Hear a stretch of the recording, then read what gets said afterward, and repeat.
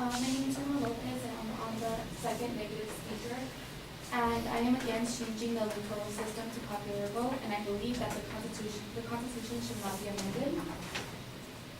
The affirmative side complained that the electoral college should be eliminated, but without this mechanism, the minorities would not be counted. The electoral college enhances these minorities and their votes.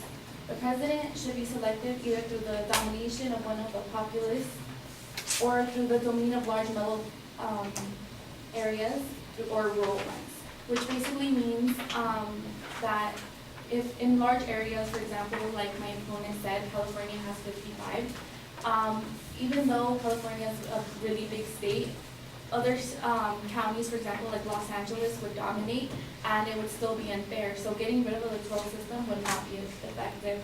The Electoral College enforces stability and equality among government branches, since the president himself doesn't have all the power in the government. In the event that the country is divided and the majority of electoral votes, the choice of the president defaults of the U.S. states and the House of Representatives. The Electoral College maintains government and its representatives, which means a direct election of the president would therefore damage the minority interest, and their votes would be overwhelmed as a national popularity in general.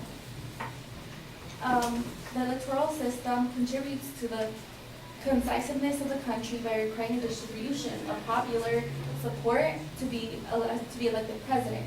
This enhances the status of minority interest and also contributes to the political stability of the two-party system that we have now. Not only does the electoral system maintain a federal system of government, but it represents and gives a more accurate overall vote majority of the states.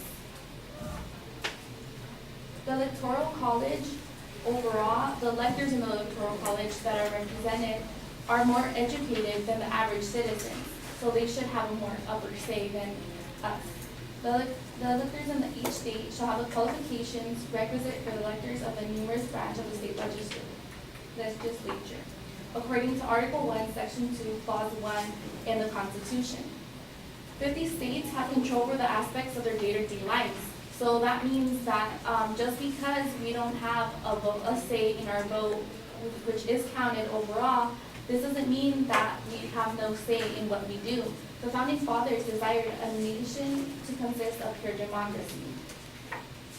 And the Founding Fathers defined pure democracy as a society consisting of a small number of citizens who assemble and administer the government in person, as said by James Madison in the Federalist Papers. The Electoral College can be seen as a mistake, but it's a compromise, crafted like any other piece of the Constitution. They say pure democracy as it should be universally good, when with overall positions in politics is more false than this. The democracies in which people find themselves deliberated never possess one feature of good government. As said by Alexander Hamilton in his speech of June 21st in the New York Ratifying Convention, their character was trying to figure deformity when they assembled, and it causes more tension overall. When votes are counted in a presidential election, in a divided election, your vote helps the candidate carry your state, but in order for the candidate to win, they will carry 2 of the 3 states. You just need another state to join you, so your vote is counted in the long run. The distribution among power and influence among equal legislatures of populations are equal. Your vote is 50% more powerful in a divided election than a direct election. Each vote cast in the system is the same as 1.5 votes in the direct system. So when people are not voting or choose not to vote because they think that you don't have a say or who chooses the president, overall this does impact the election. In this case, as a citizen, you get to vote. Your vote moves the candidate a step closer to victory, but in a divided election, that journey is more complicated, ultimately takes fewer steps, fewer votes are needed to win, and the vote takes more importance. So, as said by by ScienceBuzzFeed.org, believing that the Electoral College is undemocratic, leads to mob rule and rejects the whole idea of compromise found that was trying to be addressed by our founding fathers themselves when writing the Constitution. As said by James Madison in the Federalist Papers, those who assemble and administer the government in person can admit no cure for mischiefs of faction. A common passion or interest will almost form the government itself. Of communication and concert, there is nothing to check the inducements of sacrifice, the weaker party, or the obnoxious individual. So the people that aren't happy that Trump won, they have to basically deal with it. The stability will not exist without this compromise because Democrats never last long. It soon wastes and exhausts and murders itself. And there was never yet a person who did this, according to John Adams, the letter to John Taylor in 1814.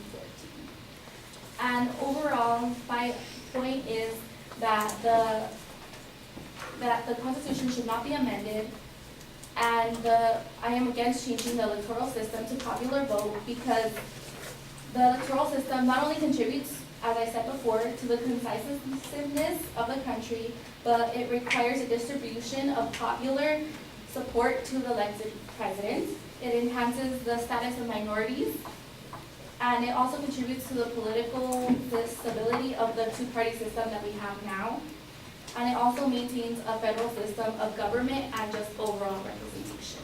Thank you.